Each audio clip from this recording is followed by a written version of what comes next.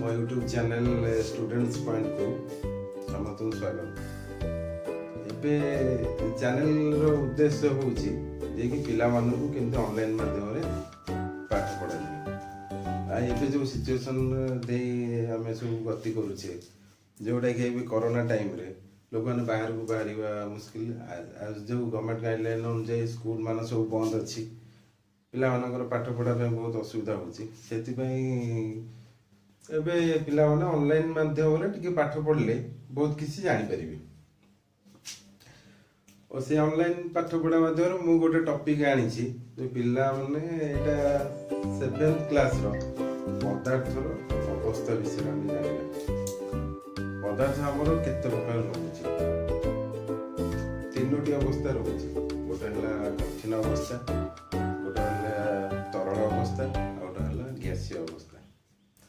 कठिन अवस्था होची जोटा को छुईले पूरा हार्ड लगे, जोटा कि सपोज पेनटा होची गोटे कठिन वस्तु, कठिन पदार्थ एटा जोटा कि एटा छुईले एटा पूरा हार्ड लगुची, टाण लगुची।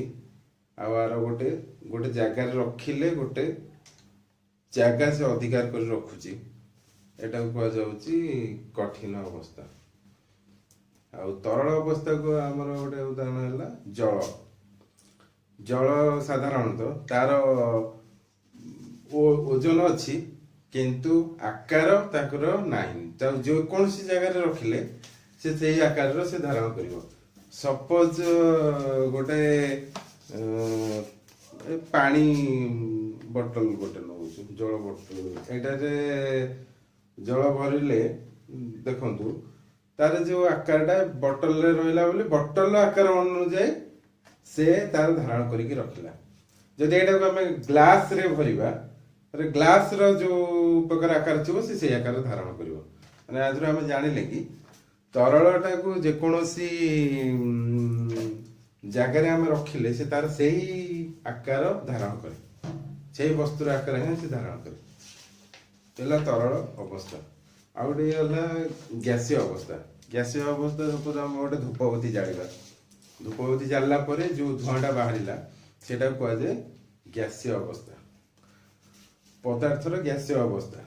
आउ गैसीय अवस्था आ गोटे उदाहरण होची गैस सिलेंडर। हम जो गैस सिलेंडर भितर गैस अच्छी जोटा कि आम रोषेई रे व्यवहार कर। गैसीय अवस्थार कौन ओजन अच्छी किंतु तार कौन आकार नहीं। से एति माने अवस्था पदार्थ मानकर तीनोटी अवस्था हम जानिले, कठिन अवस्था, तरल अवस्था, गैसीय अवस्था। एति आज मु कहिगिरी मोटे छोटो क्लास नौची।